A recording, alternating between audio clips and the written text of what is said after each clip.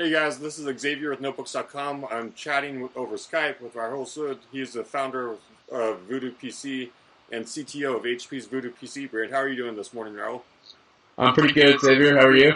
I'm good, good. Just busy playing with computers as always and Yeah. writing about notebooks and a lot about netbooks lately. And I saw that you're busy over on your blog writing about netbooks as well, which is a little unusual for somebody that's over at Voodoo. You guys sort of concentrate on luxury and high-end notebooks. What are your Yeah. thoughts? I wrote about it because we get a lot of requests. We're having a number of requests from people asking for like a Voodoo netbook, and so I kind of wanted to put my thoughts out there and see what people think. But basically, I think the netbook the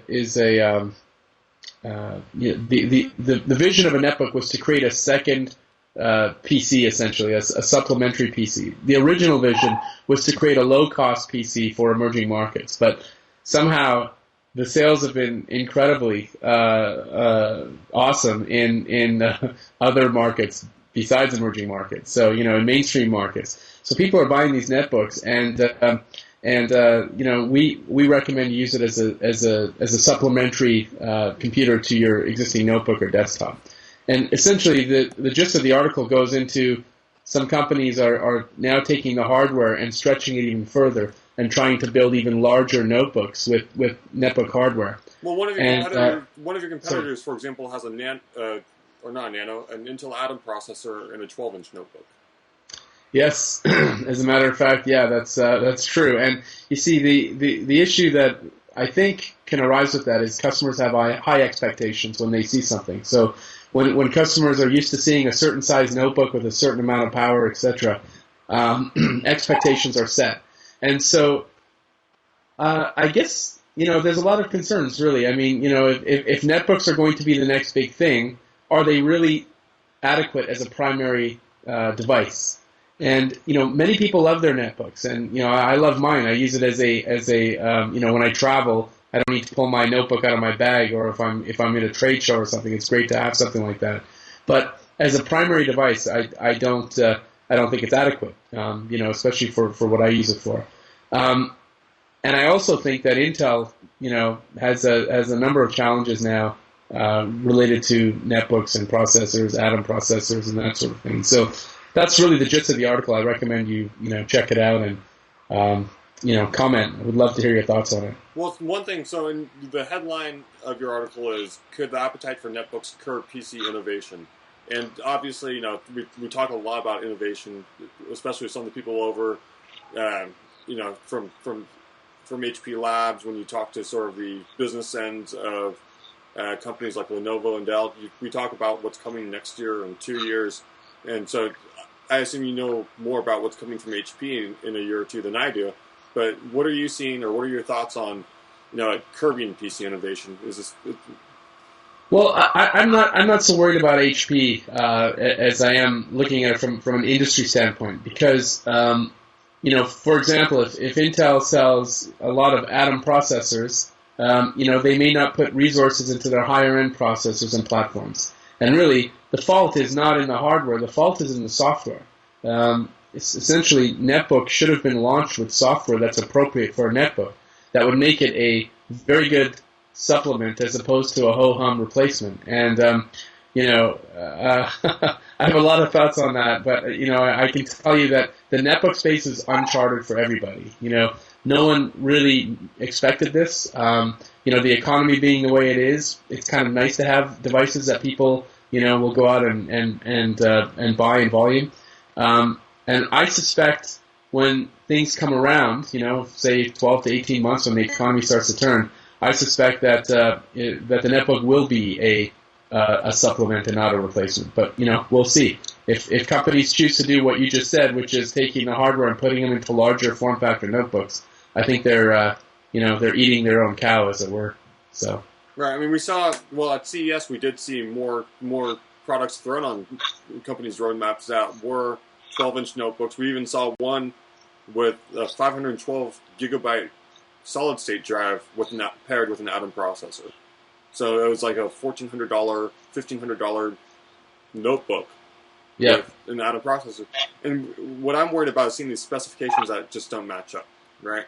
$1,500 for an Atom processor, I don't like so much. When you guys can sell me something like this, this is a Mini 1000 starting at $330. Okay, I'll compromise, and when it's not playing Flash video back full screen the way I'm used to, and it stutters a little bit, I can expect that compromise, right? Yeah. But when the price points start going up and up and up, there's already netbooks on the market that are $600, $700, $800, and they're still running a 1.6 gigahertz Intel Atom.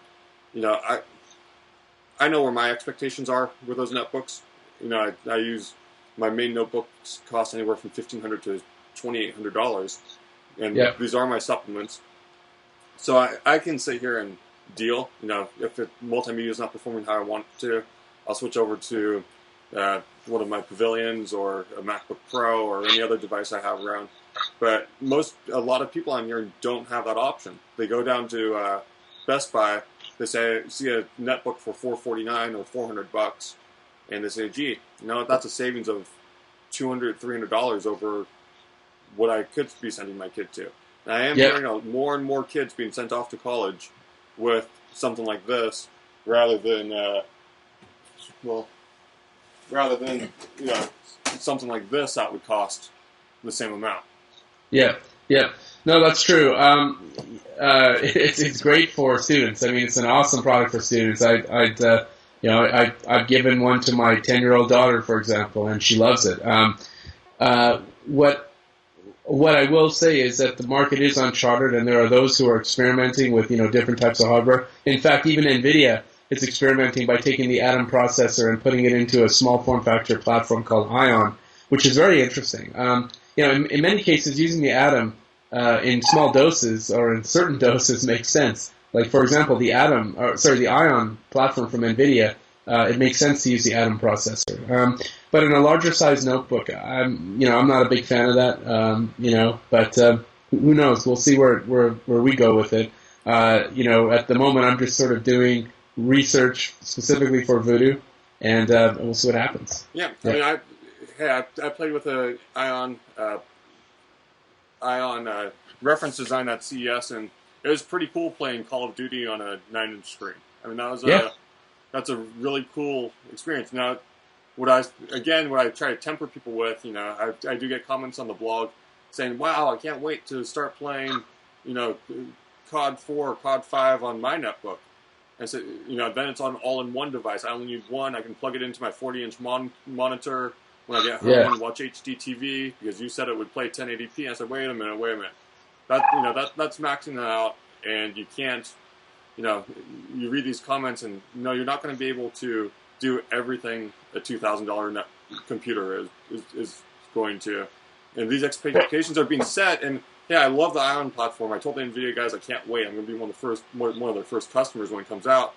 But you start if it comes out. See, that's the other thing too. If the ODM who decides to take it on is given the processors, Intel's got a lot of internal soul searching to do, a lot of decisions to make, on a lot of things, and I'm sure you can imagine the consequences of launching a processor like Atom and people buying it for every device. What does that mean for Intel's higher end stuff? So very, very interesting times we're in right now. We've never seen it before. Luckily those such as HP, we're very diverse, so we do a lot of different things, and in different areas. So we're kind of in a fortunate position. But I think those who have all their eggs in the PC basket are definitely in for a rude next 18 months. We'll see what happens, but should be interesting, no doubt. So yeah. I see it. I would guess it's safe to assume that there is no Voodoo Mini Envy on your lineup right now.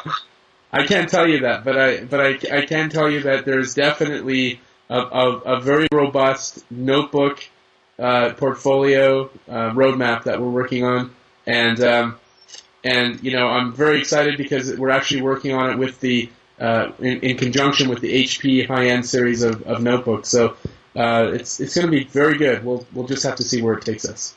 Well, thanks for your time, Rahul, and we appreciate your thoughts. And if people want to check out that article, where can they go? They can go to www.rahulsood.com, and it's the top one at the in the top of the list. So, or you can also follow me on Twitter. So just check my blog, and you can find me there. All right. Thanks again for your time, Rahul. Thanks, Xavier. See you later, man.